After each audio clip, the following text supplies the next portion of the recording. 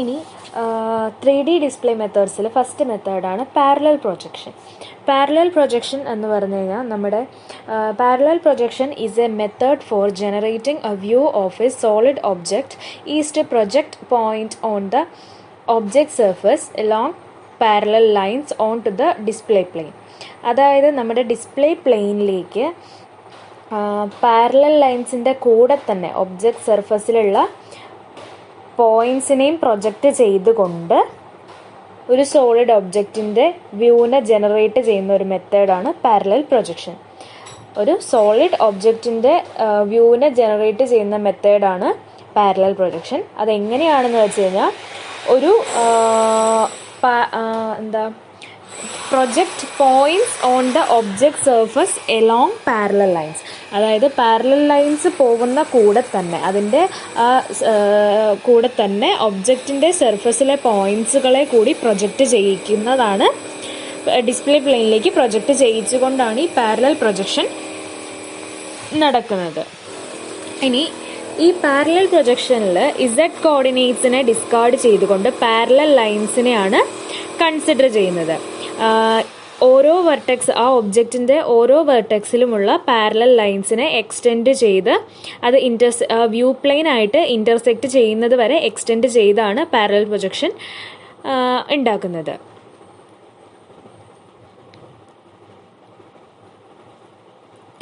അതുപോലെ തന്നെ ഈ പാരലൽ പ്രൊജക്ഷൻ, ഈ ഒരു ടെക്നിക്ക് കൂടുതലായിട്ടും യൂസ് ചെയ്യുന്നത് എൻജിനീയറിങ്, ആർക്കിടെക്ചറൽ ഡ്രോയിങ് അതിലൊക്കെ വേണ്ടിയിട്ടാണ്.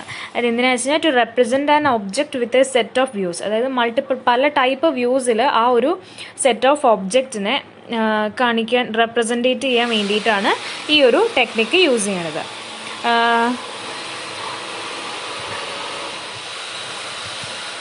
This views maintain relative proportion of the object. അതുപോലെ തന്നെ ആ ഒരു ഒബ്ജക്റ്റിൻ്റെ റിലേറ്റീവ് പ്രപ്പോർഷനും മെയിൻറ്റെയിൻ ചെയ്ത് പോകും. അതാണ് പാരലൽ പ്രൊജക്ഷൻ എന്ന് പറയുന്ന മെത്തേഡിൻ്റെ അഡ്വാൻറ്റേജ്. അതുപോലെ നമുക്ക് അടുത്ത ഇതിൽ കാണാം ഒരു ഒബ്ജക്റ്റിൻ്റെ 3 type view: top view, side view, front view. അങ്ങനെ ഡിഫറെൻറ്റ് ടൈപ്പ് ഓഫ് വ്യൂസാണ് നമുക്ക് കാണാം. അതിൻ്റെ അകത്ത് ഓരോ ലൈൻസിൽ കൂടെ ഓരോ പോയിൻറ്റ്സ് പ്രൊജക്റ്റ് ചെയ്ത് നിന്നാണ് അത് കാണിക്കുന്നത്. ഇതിനെയാണ് പാരലൽ പ്രൊജക്ഷൻ എന്ന് പറയുന്നത്. ഇനി അതിൽ വരുന്ന അടുത്തതാണ് പെർസ്പെക്റ്റീവ് പ്രൊജക്ഷൻ. പെർസ്പെക്റ്റീവ് പ്രൊജക്ഷൻ എന്ന് പറഞ്ഞു കഴിഞ്ഞാൽ it is a method for generating a view of a 3-dimensional scene is to project points to the display plane Elon converging path. അതായത് കൺവേർജിങ് പാത്തിലൂടെ മാത്രം ഡിസ്പ്ലേ പ്ലെയിനിലേക്ക് പോയിൻറ്റ്സിനെ പ്രൊജക്റ്റ് ചെയ്യുന്ന ഒരു 3-dimensional സീൻ്റെ വ്യൂ ജനറേറ്റ് ചെയ്യുന്ന ഒരു മെത്തേഡാണ് പെർസ്പെക്റ്റീവ് പ്രൊജക്ഷൻ എന്ന് പറഞ്ഞു കഴിഞ്ഞാൽ. ഇതിൻ്റെ പ്രത്യേകത എന്താ വെച്ച് കഴിഞ്ഞാൽ it only project points to the display plane Elon converging പാത്തിലൂടെ മാത്രമാണ് ഡിസ്പ്ലേ പ്ലെയിനിലേക്ക് പോയിൻറ്റ്സിനെ പ്രൊജക്റ്റ് ചെയ്യുള്ളൂ. അതുപോലെ തന്നെ ഈ ഒരു പെർസ്പെക്റ്റീവ് പ്രൊജക്ഷനിൽ പാരലൽ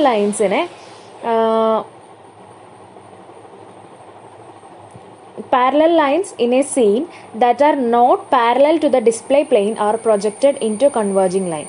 അതായത് നമ്മുടെ ആ ഒരു സീനിൽ കാണുന്ന പാരലൽ ലൈൻസിൽ ഡിസ്പ്ലേ പ്ലെയിനിന് പാരലലായിട്ട് വരാത്ത ലൈൻസിനെ പ്രൊജക്റ്റ് ചെയ്ത് കൺവേർജിങ് ലൈൻസ് ആയിട്ട് മാറ്റുകയാണ് ചെയ്യുന്നത്. അതുപോലെ തന്നെ ഈ ഒരു നമ്മുടെ ഈ പെർസ്പെക്റ്റീവ് പ്രൊജക്ഷൻ യൂസ് ചെയ്തുകൊണ്ട് ഡിസ്പ്ലേ ചെയ്തിരിക്കുന്ന സീൻസ് മോർ റിയലിസ്റ്റിക് ആയിട്ടായിരിക്കും അപ്പിയർ ചെയ്യുന്നത്. എന്തുകൊണ്ടാണെന്ന് വെച്ച് കഴിഞ്ഞാൽ അതുകൊണ്ടാണ് നമ്മുടെ കണ്ണുകളിലും ക്യാമറയിലെ എല്ലാം ലെൻസിൽ ഇമേജസ് ഫോം ചെയ്യുന്നത് കൂടുതൽ റിയലിസ്റ്റിക് ആയിരിക്കും. പാരലൽ പ്രൊജക്ഷൻ പോലെ അത്രയും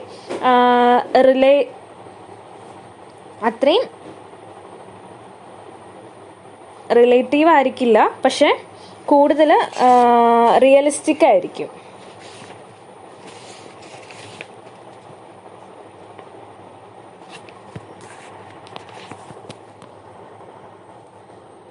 പ്രൊജക്ഷൻ പോലെ അതിൻ്റെ റിലേറ്റീവ് പ്രപ്പോർഷൻസ് അത്രത്തോളം പ്രിസർവ് ചെയ്യില്ല, പക്ഷെ ഇത് കൂടുതൽ റിയലിസ്റ്റിക് ആയിട്ടുള്ള ഒരു പ്രൊജക്ഷനാണ് നമുക്ക് തരുന്നത്.